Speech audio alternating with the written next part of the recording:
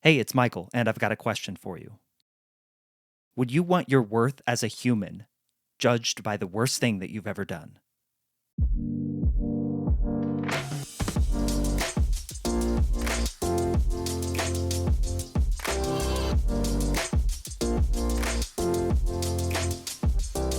Welcome to the follow up question. I'm your host, Michael Ashford. Come with me on a journey as I explore how we communicate well. What we have been taught about communication and what has been modeled and incentivized through our culture has left us in a place where we know how to exert our ideas and opinions and beliefs onto each other, but we miss the other half of conversation, the extraction. My aim with this show is to bring you perspectives and ways of looking at issues or topics that perhaps you haven't considered before. To teach you how to ask curious questions, how to seek understanding over certainty, and how to listen and give space so that ultimately you might become a better communicator. I'm a former journalist who believes everyone has a story to tell, and it's only when we ask questions and listen that we reveal what connects us as humans. Our dreams, our desires, our experiences, our ideas, and what we stand for, rather than what we are against.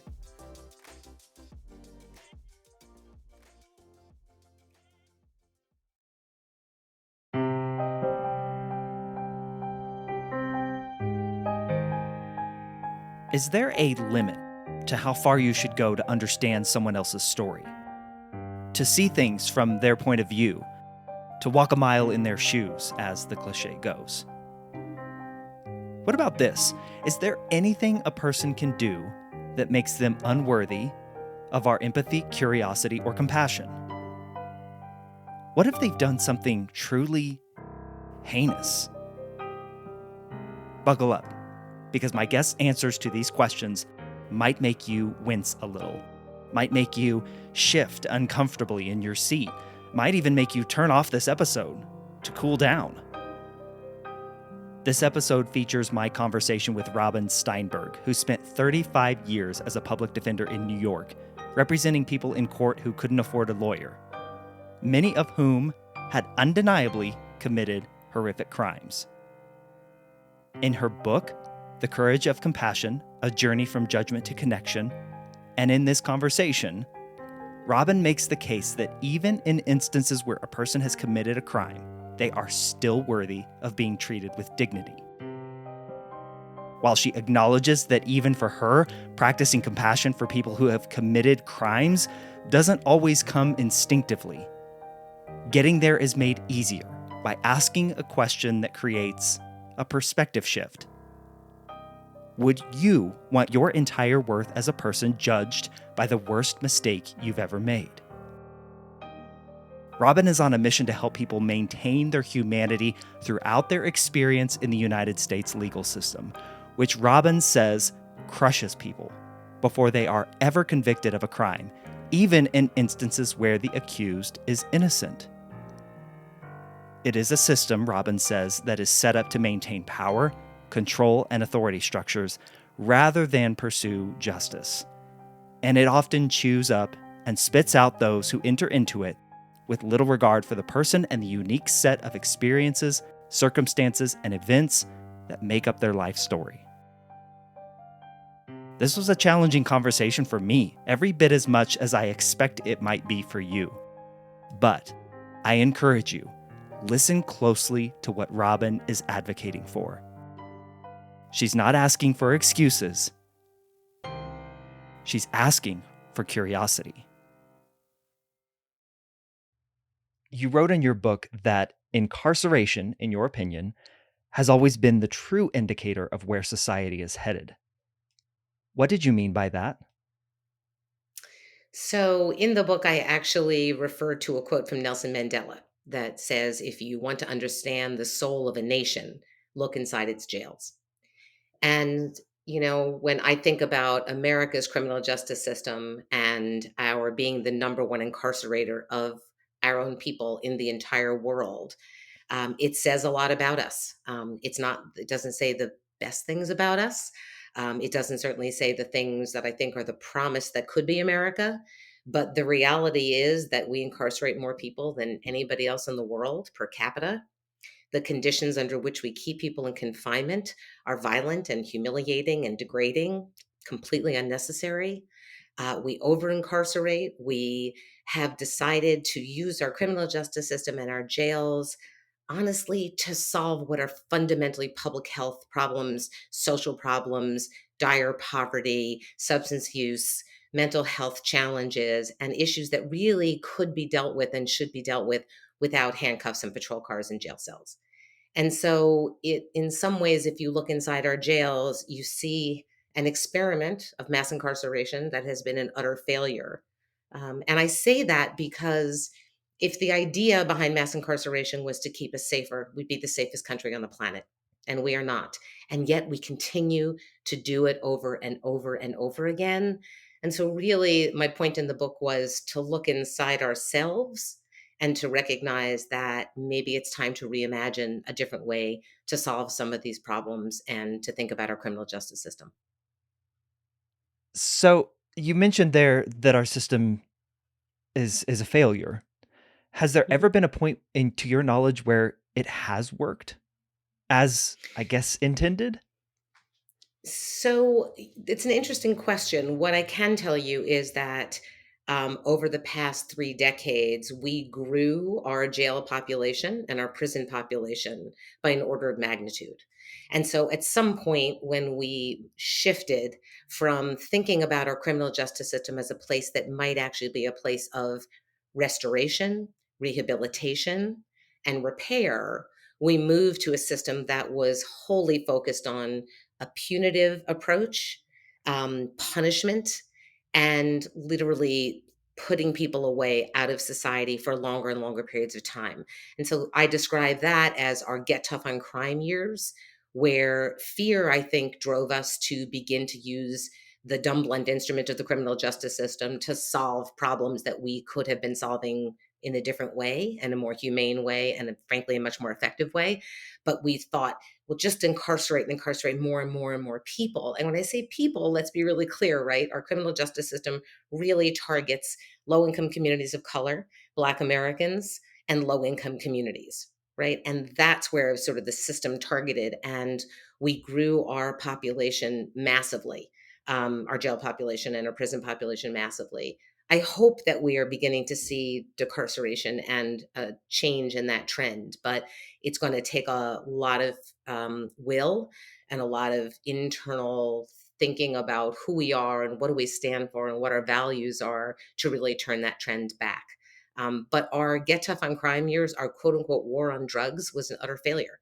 And we know that because we haven't actually progressed in the way that you would hope we would, right? And even when you think about, I think about this all the time, like how we coined a phrase, the war on drugs. It was like a war on our neighbors and our friends and our relatives and people who live in our community. And so, even just when you think about the language we were using during that time, it's time to really rethink how we talk about these issues and how we talk about people who become ensnared in the criminal justice system at the beginning. What allowed that fear to take hold, as you described it, so deeply to where, as you mentioned, we saw this massive increase in our jail population and we're really not any safer because of it? Why did that fear that you mentioned take such a hold on us to get us to the point where you're writing about the things that you're writing about today? Yeah. So fear is as human an instinct as anything I can think of, right? It is natural. We have an instinctive flight or fight instinct. But we've evolved beyond that, right? So we don't have to be ruled by our fears, but the fear is really rooted, I think, in a lot of things, right? The fear in crime is very visceral, right? Nobody wants to be harmed. Nobody wants people in their community to be harmed. Nobody wants people that we love to be harmed. So that's a very visceral fear. Fear of the other, right, is another kind of fear that I think drove our policies and our practices in the criminal justice system. We looked at communities as if they were other communities. We looked at low income Black and Brown communities in a different way than we did white communities. And I think fear of um, crime, fear of the other. And then there is the underlying issue of systemic racism, which is very real. And which really does have an impact in every single phase of our criminal justice system, from policing all the way to reentry. That also underlies the fear that people have. And fundamentally, it's a fear of each other and not recognizing the humanity in each other, and that at the end of the day, we share more than we do what separates us. And we lost that. And we lost that as crime rates were going up. People became afraid. And I say in the book, and something I firmly believe, is if you scare us enough, we will do unthinkable things to each other. And so that is really what led to this march of mass incarceration, led to passing of the um, 40,000 different statutes that are collateral consequences of even a minor criminal conviction. So you actually create barriers for people forever if they have come through the system and if they've been convicted. It's where you see cash bail being used more and more to hold people in jails before they've been convicted of any kind of crime. Fear drives all of it. And fear, by the way, overcomes rationality. And so if you scare us enough, we become pretty irrational and we will do whatever it takes to feel safer, even if it doesn't, in fact, make us safer. You wrote in the book that something that is I think I would imagine you get a lot of pushback. You wrote that you reject the idea that a person can ever be less human, even if they've committed a heinous crime. They're still worthy of dignity and humanity.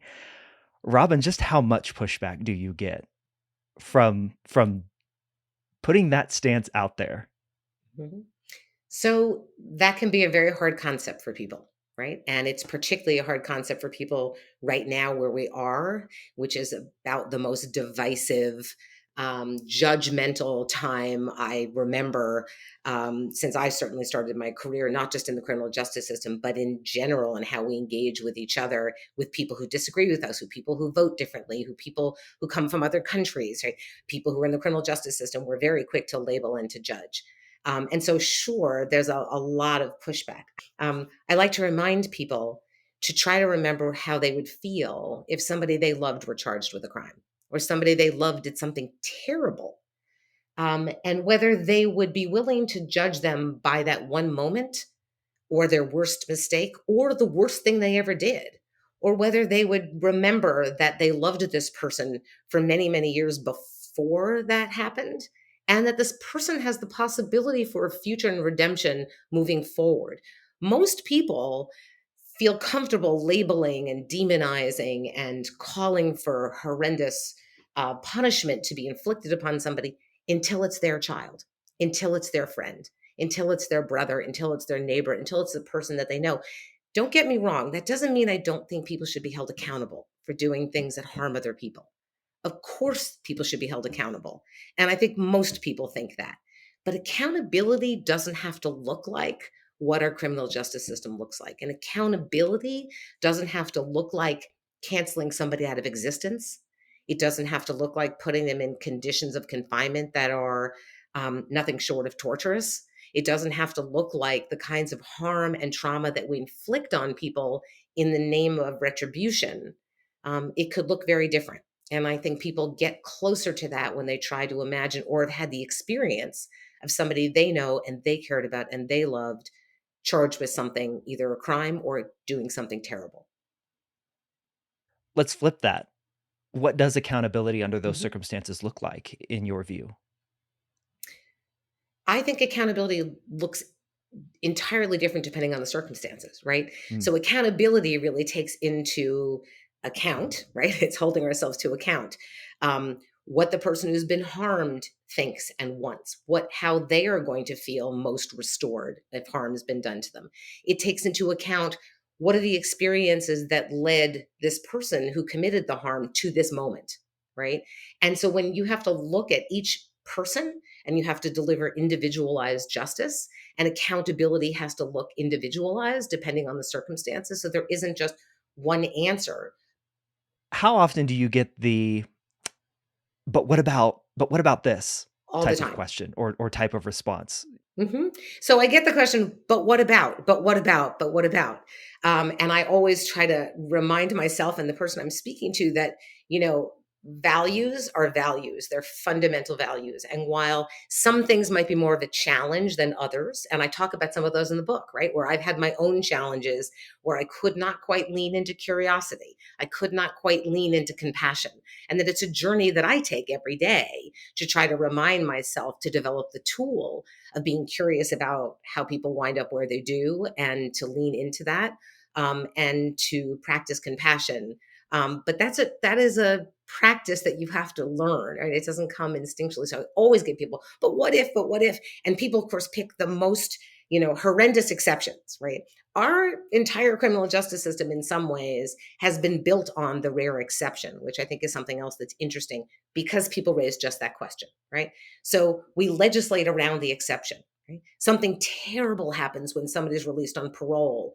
And the first thing people want to do is change the laws and policies around parole rather than look at the fact that hundreds of thousands of people successfully came out on parole and that the outlier, right, can't really guide policy, and shouldn't really guide the way we think about things. There's always going to be outliers, there's always going to be challenges, but your values are your values. And either you believe, right, that we are part of the same human community and everybody is entitled to be treated like a human being with dignity and respect no matter what they did, which I think will make a better world. And I think will lead us to create a world that we would want to leave to our children and to our grandchildren.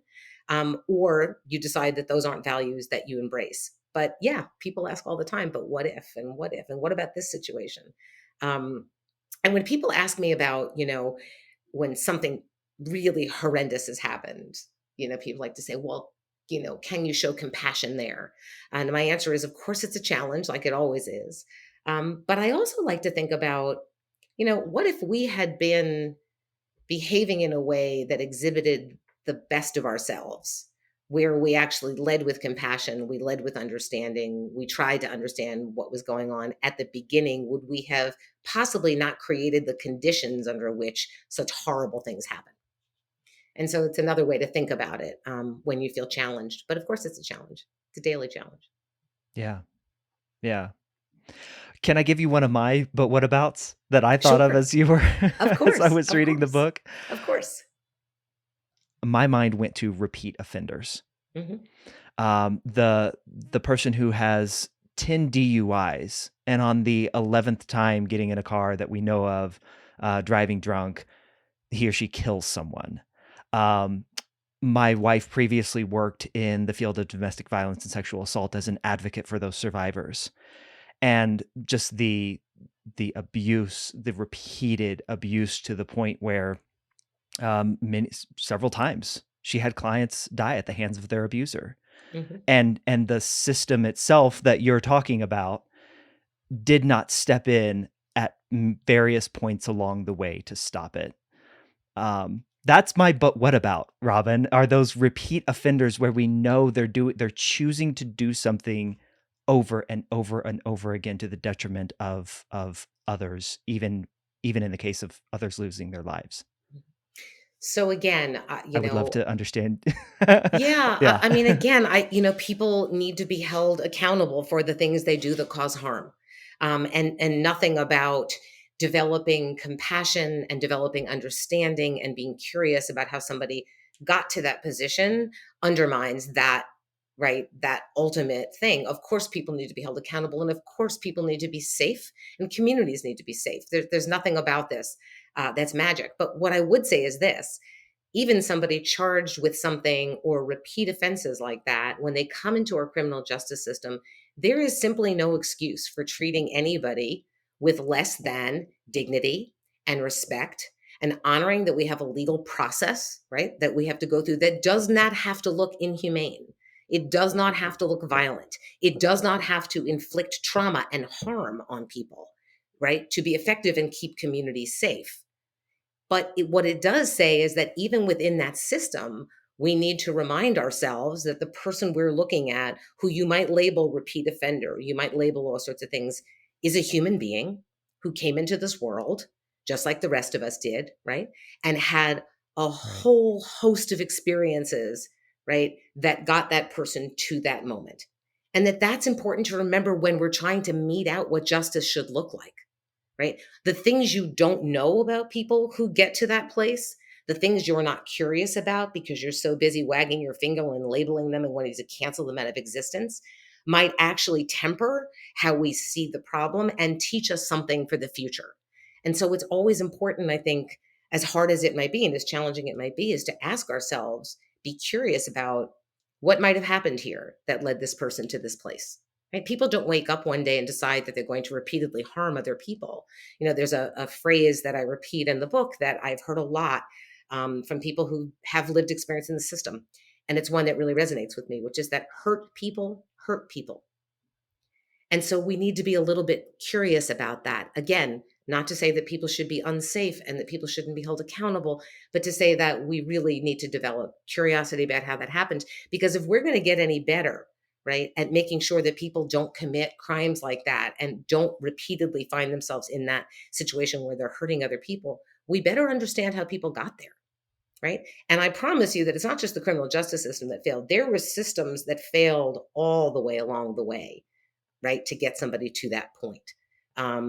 So, yeah, even when it's that challenging, I think I know it always strikes me, and I know that I'm always the strange person in the room when, we'll see a story on the news. And of course, the stories that run on the news are always the most, bloody, horrible, scary crimes that, because that's what sells papers and what's get people interested in watching.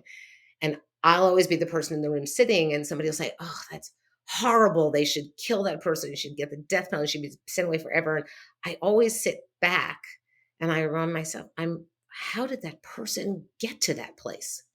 I want to understand, right? Because when I understand, A, I'm less afraid, and B, I learn something, right? We all learn something about what are the conditions that people endure that get them to that place. Unless you believe that people are born evil, which I do not believe, Me or they're neither. not capable of redemption, which I equally don't believe, we need to be more curious about what gets people to exactly those very hard cases and situations. And that flows back to what you said earlier was so much of our approach needs to be on the things that led them up to entering the criminal justice system Mhm. and the failings there. And I totally agree with you on that. It was just one of the whatabouts that came to my mind. My wife and I were actually discussing your book, and we both agree. If you know someone's story, even if you just sit and think about, well, what could have been true in that person's life, I can see and understand how just about anybody would do anything in any given moment. I Mhm. can get there. I can, and I don't, it's really uncomfortable. It's really hard to Yeah. get yourself to that spot where you can say, yeah, if that was my life, I could see how I would do that thing, that horrible, awful thing. Mhm. And something you wrote, Robin, really struck me as my wife and I were talking about that. You mentioned that you never have struggled with the moral quandary, as you put it, of of the work that you do as a public defender in stepping up in situations where these people have committed this heinous crime, and as you've mentioned the entire time here, treating them with dignity and respect and with humanity. I'm curious, Robin, where did that come from for you? Where did that belief that, hey, I want to get curious about you. I can understand how you got to this point, and it is not any ill reflection on me that I want to treat you with respect and dignity. Where did that come from for you, Robin? So, that's the kind of thing that I think the older you get and the more you think about yourself, you have two answers to that, right? One is sort of the intellectual answer, which is my fundamental belief, right, in humanity. My belief that people in the criminal justice system are entitled to have somebody who is their loyal defender no matter what, since the rest of the system, right, is on the other side. You are the only person standing next to this human being and protecting their rights, ensuring the system is operating fairly, which it often does not, right? Standing up to government power, trying to take your client's freedom away. Like, you're all they have. And so I can rely on that as the intellectual framework. I believe in equal justice under the law. I believe in the presumption of innocence, right? I believe that people are entitled to have counsel that really care about them and fight for them. But I don't think that's what really led me to that belief. I think it comes from my own childhood. I think it comes from um, so I did not become a public defender, and I say this in the book because it matters to me a lot. I did not become a public defender because my father was also impacted by the system, had substance use disorder and bipolar disorder. And I didn't talk about that for any of my career. And I didn't for the following reason. I didn't want people to think that I was in the middle of some psychodrama, that I became a public defender for fight for Mm. my father, who took his own life at a really early age. Because of all the struggles. And I didn't want people to think, well, that's what you're doing. She's in there fighting every day for all these years because she's fighting for the father she couldn't save. That's really not it. And I believe me, I've had enough therapy and thought about this enough to know that that's not what drives me. What drove me to be a public defender, and I think why I like to think I was a good public defender, was I learned very early on how to love somebody who was deeply flawed and did things that hurt other people. And yet I still loved him because he was my father. And that experience, right, I think developed in me that ability to look beyond. That doesn't mean I wasn't hurt at times. That doesn't mean that he shouldn't have been held accountable at times. But it did sort of develop in me the ability to sort of recognize the humanity, right? And the love that I had for this person because he was my dad. And children love what they get, right? And I learned how to make that distinction between the things he did and the acts he did and who he was.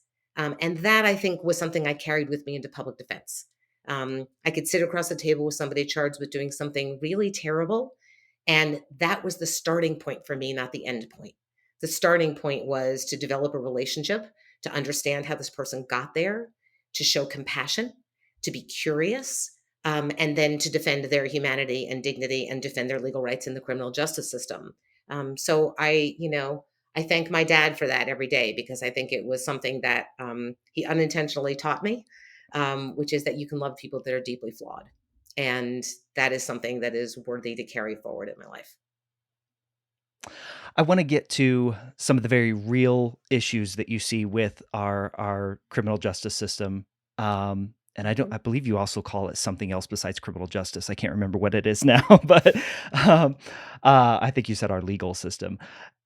One of the questions I had for you, Robin, was there seems to be this perception, especially of public defenders getting lumped in with defense attorneys, and this notion that you are lying to get someone out of trouble, that you are lying to go easy on them in terms of being accountable for their crime. Is that I don't want to ask the question if it's fair or not, because it's not. But how do you combat that I guess those optics of people believing that public defenders are lying to get people off on a crime?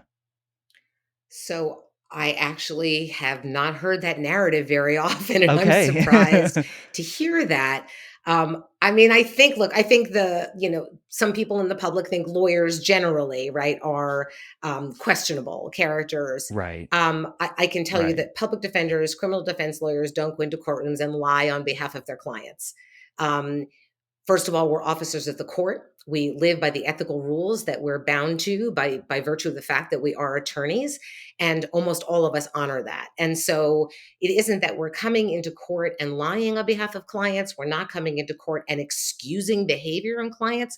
We're coming into court and defending fundamental legal rights, which everybody is entitled to, but also trying to remind the system that this person that they have labeled a felon or an offender or any other labels or defendant that we put on people is a human being who is entitled to have their humanity explored and respected. And that's really what public defenders and criminal defense lawyers do, as well as challenge the evidence against them and really protect people who are supposed to be presumed innocent until the government proves them guilty. And that is a value that I think most Americans believe in. And only defense lawyers and public defenders are the people that breathe life into that principle. So next time you think that Mhm. we're lying on behalf of somebody, we're not. But we are fighting for, to keep the presumption of innocence, protecting them. We are challenging the evidence that's been brought against them because you don't want to put somebody in incarceration if the evidence isn't there and somebody gets wrongfully convicted, which also, as everybody knows, happens far too often in this country. Um, but it's not about lying. It's actually the opposite. It's about truth telling. It's about the truth telling about who your client is and how they got to this moment. and what the experiences are that led them here and what their future might look like. It's really about truth telling. That presumption of innocence, Robin, which I agree. I mean, it's constitutionally mandated, right? What are some of the ways that our system works against that presumption of innocence? Yeah, the presumption of innocence is such a beautiful idea written into our Constitution. I mean, it's one of the things we can be most proud of as a democratic country, right? That we presume people innocence before government can put you in jail. It is also a value that's very hard to hold on to, right? Right. In face of all sorts of other pressure. And so we have to, just like reminding ourselves to be compassionate and reminding ourselves to be curious, we have to remind ourselves what the presumption of innocence really means, and why it's so, so important that we hold on to it. When we think about it, it really means that it should be, surrounding everybody, and there are lots of things that erode it. One of the primary things I think that erodes the presumption of innocence is cash bail. There's no way around that, right? So when you think about the presumption of innocence, you think people come into the system, they're presumed innocent, they go before a judge, and a judge sets cash bail. So the first question you might ask is, I don't understand. Why do you set cash bail on somebody who's still presumed innocent? And the answer was cash bail was actually created as a mechanism to ensure people would return to court. Meaning, if you put up some money and you paid it, and what you know is that money comes back at the end of your case if you make all your court appearances, you've put somebody has some skin in the game to come back to court. And that was the theory of our cash bail system for as long as it's existed, which was that would create the incentive for people not to flee and to come back to court and come to each of their appearances. What's been really interesting over the past 5 years at the Bail Project that we launched in 2018 has been we've collected a data set of almost 30,000 people who we have paid bail for, meaning they have no financial interest, right, in coming back to court because the money that we use is donated philanthropic dollars. And what we see is that clients come back to 92% of their court appearances, even though they have no financial stake. So the idea that cash bail was what made people come back, I think, is a myth. Well, we know it's a myth now. But here's how it erodes the presumption of innocence. It holds you in a jail cell if you can't pay your cash bail. And remember, most Americans don't have $400 in their savings account for an emergency.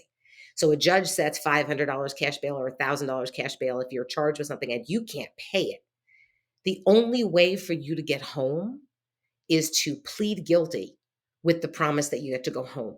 Because if you're held in on cash bail in jail and enduring everything that jail means, right? The trauma, the violence, the dehumanization, the degrading conditions, you're held in jail until your case gets to trial. In some places, that takes several months. In some places, that could take more than a year until you get your day in court and can have a trial. And so what happens is prosecutors and judges will offer you a plea bargain that will allow you to go home sooner than that. And everybody will take that deal, not because they're guilty, not because they necessarily did the crime, but because it's the only way to get out of jail to safety. So they plead guilty. If cash bail gets set and you can't pay it, over 90% of people are going to plead guilty to go home. And now you have a criminal conviction that's going to follow you for the rest of your life, right? So you didn't just endure the system, you have a criminal conviction that's going to have a whole host of consequences for you as you try to move forward. What we learned at the Bail Project over the past 5 years, and I think one of the most compelling things about this is, as you might say, well, maybe they weren't innocent though. So how does that undermine the presumption of innocence? So what we know is from our 30,000 bailouts across the country is a minimum of 1 out of 3 people have their cases dismissed entirely when we pay cash bail with philanthropic dollars. In some states, it's as high as 57% of people have their cases dismissed entirely once they're out of jail. So the pressure to plead guilty if you're held in on cash bail, right, is enormous. And it undermines the presumption of innocence because holding on to your presumption of innocence, demanding your day in court and getting a trial if you can't pay cash bail means you're going to sit in jail for 3 months, 6 months, 9 months, a year, whatever it's going to take, as your life outside falls apart, as your family suffers, Mm-hmm. as your community is weakened, and as you endure jail. So that is one of the most corrosive impacts on the presumption of innocence that we have. Which is part of the advocacy we do at the Bail Project, which is we really should be moving to a system that has a better way to adjudicate who should be held in and who should be able to go home, rather than setting money. Money should not determine who stays in jail and who gets out of jail, and I think most Americans agree with that. Robin, can you put to bed this myth of someone won't plead guilty to a crime they didn't commit? Like we just have so many examples now of that just simply not being true. People plead guilty to crimes they didn't commit all the time. What are the reasons why somebody would? Can we please put this to bed? Yeah, I mean, if there's any myth in the criminal justice system that we should put to bed, it's that one, right? I mean, we have had hundreds and hundreds of exonerations, right, from very, very serious offenses that people pled guilty to, and were doing decades in prison where it has been proven that they were not guilty. And so, the idea that people won't plead guilty to something they didn't do is a myth, and here's why. If you put people in jail and you treat them the way that they get treated in jail, and they are separated from their families and their job and their life outside, and they are enduring all the harms that jail causes, and nobody questions that jail is a traumatic place to be, right? People will do whatever they have to do to get to safety, and that means pleading guilty to something you didn't do. And I always think, if all of us could spend a little bit of time in a jail, you would begin to understand very quickly, right? Why getting home is the only thing you can think about. Getting yourself out of that situation to safety is what's going to drive you. And if it means pleading guilty to something you didn't do, you're going to plead guilty to something you didn't do. And I know that I have stood by clients as a public defender who I know didn't do the crime they were pleading guilty to, right? And it was easy for me in my position of freedom to say, don't plead guilty to this. You didn't do this. We can prove you didn't do this. And the client turning to me in that heartbreaking way and saying, I can't pay bail, and I can't get out of here, and I can't endure one more day of this. And by the way, I'm going to lose my job and my home and my children and my life. I need to go home. And so they will plead guilty. And that myth we can put to bed as readily as we can, that it's money that makes people come back to court in the bail system. I was struck by, in reading the book, some of the stories you talked about where you knew your client had committed a terrible crime. They were guilty of the crime, even horrible crimes at some points. What I think is probably, it was difficult for me, Robin. I'm sure it was difficult for you in those moments. I'm sure it's difficult for other people who would hear the story. That let's take cases where the death penalty is involved, taking a life for a life. That retribution style of justice, as we'll call it. Why does that just not resonate with you? I believe you wrote at one point, I just couldn't understand how leaving his family, this particular client, equally broken and devastated would serve justice. We so often put ourself in the place of the victim rather than in place of the person who has committed the crime. And so that retribution mindset comes easy to us. I guess the question is, what do you recommend we do to pull ourselves away from that and to begin to look at the system for the ways that it does strip us of our humanity? I mean, look, people that have been harmed, have, of course, an absolute right to feel whatever they want to feel, whether that's vengeance, whether they want revenge, whether that's fury. That's normal, that's natural, that's human. It is why, though, we have a criminal justice system that is supposed to adjudicate what justice looks like, right? And it is why we think about this as a system that is supposed to really think about, how do you consider everything that went into a situation that might have led to somebody being harmed. But I would challenge, actually, listeners to really think about, there's a lot of work that's been done around following up with people who have been harmed by crime, once the immediate fury of what's happened to them begins to subside, about whether or not it actually restores and repairs that harm, because they know somebody has had the death penalty inflicted upon them and that person's been killed, whether that person has been subjected to harm. I think what you're going to find is that um, nobody reacts to everything the same way, right? So people that have been harmed might find that being engaged in a process of what we call restorative justice is something that makes them feel that they have been restored and that harm has been addressed and people been held accountable. And that's a model of that is being used in different places now to really try to take into account that some people who've been harmed by crime actually find it more restorative, more healing, and more repairing, right? To have a conversation with the person that inflicted the harm. And likewise, the person who inflicted the harm, right, finds value in seeing the person that they harmed.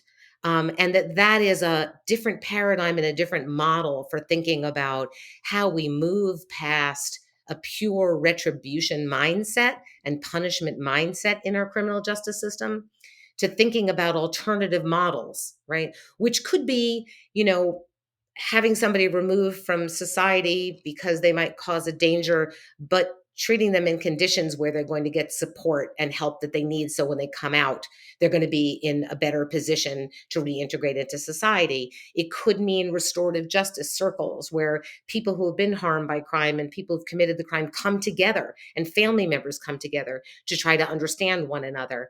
Again, people are held accountable for the harm they caused, and people who have been harmed get to have their voice and get to express what they think, but they then also get the experience of seeing the person who caused harm as a human being as well. And that maybe those alternative models, right, are what we need to be investing in and really thinking about, because those models really do really call to our best angels in ourselves, right? They really do Yeah. remind us that we're humans and connected in our humanity, and really do push us to show compassion for each other and to hear each other out and to understand each other better. One of the things I thought about as I was writing this book was I talk about these issues through the lens of the criminal justice system, because that's where I've spent 40 years of my life working. But the lessons that I learned really come, outside the criminal justice system as well, right? So the way we treat each other every day, the way we treat people who disagree with us, the way we cancel people out of existence forever, right? Our social media culture of canceling people, calling people out, not calling people in, it's all sort of a similar idea about we can use the lessons I learned as a public defender out there in the world, right? I Right. always say, Right. I think the world might be better if we all walked around with a public defender mindset where we really said, okay, this person might have done this thing, but let me be curious for a minute about how this might have happened. What don't I know that led up to this moment? Right. And how might I actually lean into that, be curious about it, get a little uncomfortable with that, right? And possibly even find my way to compassion. When somebody cuts me off on the highway here in California, believe me, I'm the first person to label somebody and yell at somebody. And then I will always have to sit back and remind myself, maybe they're having a health emergency. Maybe they have to pick up their child from daycare and they're late getting there and they know they're going to get a fine if they don't get there on time. Maybe something is happening in their life. And I try to remind myself of that, right? It's something that we can use in our daily lives if we walk through the world with a public defender, sensibility. I think we would create a better world where we were all freer and less judgmental and more connected to one another, because we've never been more disconnected than we are right now. Right. Absolutely. How do we learn that compassionate mindset? How do we adopt that mindset of a public defender, as you just mentioned there? I believe you wrote in the book that compassion actually is something that you've realized is not innate in us. So how do we Right. foster it and grow it, Robin? Yeah. So compassion isn't innate. We all like to think we're compassionate, but it is actually not innate. And I don't want also for it to be mistaken for pity. It's not pity. Mhm. It's not feeling Mhm. sorry for somebody. It's compassion, which means to really suffer along with somebody. You can't really feel somebody else's pain or have their experiences, right? But compassion gets you close. It's an act of imagination, right? To try to imagine how this person, right, is traveling in the world and the journey that they have taken and how you might take that journey side by side with them. That's really what compassion is, not mercy, not pity, but compassion. But you have to learn it. And I think, in a day where everybody I talked to is talking about mindfulness practices and, yoga and intentionality, I like to think we could put this into the bucket of things that will make us better humans, which is to develop a regular practice of compassion. And I think the most critical tool for that is curiosity. Right. It's like we're brought into the world as little children and we're curious about everything. If you've ever been lucky enough to have children or be with children, you see them right out in the world, and seeing the world through their eyes is amazing. Everything is an adventure. Everything is curious. They want to know how everything happens and why and why and why. Right. If we could recapture some of that curiosity that I do think we're born with, right? And it gets a little dull as we get older, we get a little more judgmental and less curious. If we could reignite that, that is the most important tool to finding us to compassion. And what's important about that is if you can use that tool to develop enough curiosity to get you to understand and get to compassion, right? That also compels us to act. So, the other thing I think that's important about this, right, is if we're going to make the world a better place, and most of us want to make the world a better place in which whatever way we can, whether that's on our block, in our neighborhood, in our schools, in our jobs, or you work in social justice, most of us want to make the world better than the way we found it. Hmm. And if you're going to do that, nothing will get us there faster than developing the curiosity, which leads us to compassion. And compassion inevitably compels you to act because you see the shared humanity, right, in another. And that makes you want to make a difference. That makes you want to help. That makes you want to support. That makes you want to understand. That makes you want to actually make that connection and be less judgmental. So let's develop our curiosity tool, and hope that with that we get to compassion. And with that, we're compelled to act, more Yeah. often, and to stand up more often when we see injustice, to stand up more often when somebody needs us, and to remind ourselves that, we're all connected, in this great big human experiment. As you mentioned earlier in this conversation, Robin, you kind of threw out there the notion or the idea of, would you want to be judged for the most shameful thing that you've done, or the one act that threw you into the system? In hearing your answer right there, Robin, I would love for you. I want to hear from you the curiosity that sparks the compassion that sparks the act. What's a question that we could begin to ask ourselves more to begin to spark that curiosity when we see someone on trial, someone brought up on charges for that most shameful moment in their life? What's a question that we can Mhm. begin asking? So mine is very simple. I always Simple's ask good. myself as I'm watching that visual, right? I watch that visual on TV and I just look and I say, my God, I wonder what happened to that person that Mm. led them down this path that got them to this moment that they did this most shameful or scary or horrible thing. And just to remind yourself to ask that question, right? And you're right. At the end of the day, I ask people all the time, think to yourselves about the worst thing you've ever done, the thing you're most ashamed of, the thing you're most embarrassed by, or frankly, the thing you did that really was just wrong or bad or terrible that you don't want other people to know. Don't tell them. And now try to imagine walking into a room and being introduced with that label. Hi, I want you to meet my friend Michael. He did. And that Yeah. is the entirety of what is being put forth as who you are as a person. Nobody wants to be judged by that. Right. And by the way, it's not fair to judge you just by that. Is it part of the mix of who you are, the messy, complex person that you are? Of course. We're all messy and complex people. Right. But the worst thing you've ever done shouldn't define you. It shouldn't define anybody, right? And to remind ourselves of that because we wouldn't want to be judged by the worst thing we've ever done or the thing we're most ashamed of. And so it's an important lesson to remember. But like I said, I always just remind myself to say, and sometimes, it takes your breath away. When somebody's done something really, Yeah. really harmful, it takes your breath away. Yeah. And you Yeah. just have to take a deep breath and say, I always just shake my head and remind myself, wow, what must have happened Hmm. to this person to get them there? How might this person have gone down this path? And I want to be curious to understand right, how that happened and what's going on. And then we can decide what accountability should look like. Final question for you here, Robin. To flip it back then on you, what is a question that you wish you were asked more? Um, I think, well, I think that question, so that question changes with time, right? I think when we're talking about the criminal justice system, or we're talking about changing systems, I think it's easy to lose hope. And so I always like when people say, like, are you optimistic about the future? Because my answer is yes. Um, and I think people need to know that. And I think people need to be inspired and to understand that real change is happening.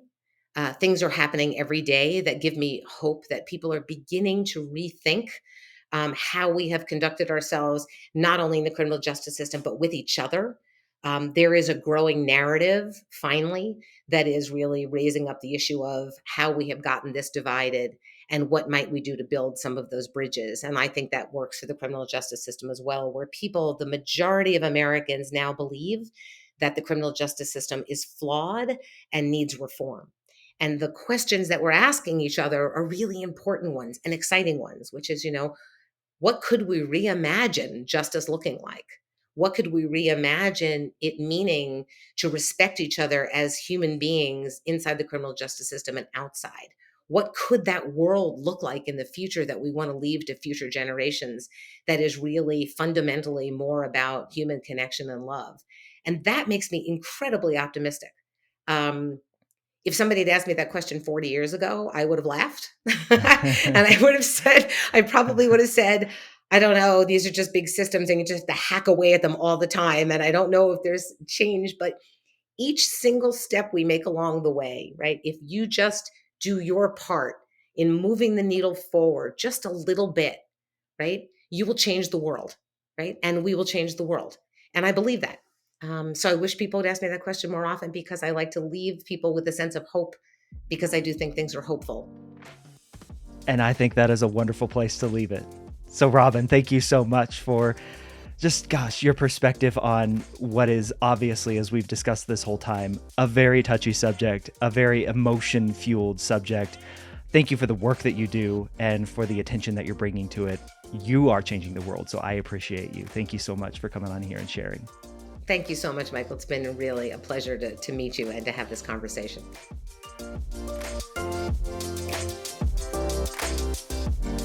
So many thanks to Robin Steinberg for sharing her perspective and story on the show. Please do me and Robin a huge favor. Share this episode with someone you know who might find some value in listening to our conversation. Share this episode with your network and help us spread the good word about the importance of following your curiosity and asking more questions. And if you like the conversations with the amazing guests like Robin that I have on each and every episode, subscribe so that you never miss when a new episode drops. If you ever want to get in touch with me, you can always email me at michael@thefollowupquestion.com or go to michaelashford.com and reach out there. I'll catch you on the next episode of The Follow-Up Question. And until then, keep asking questions.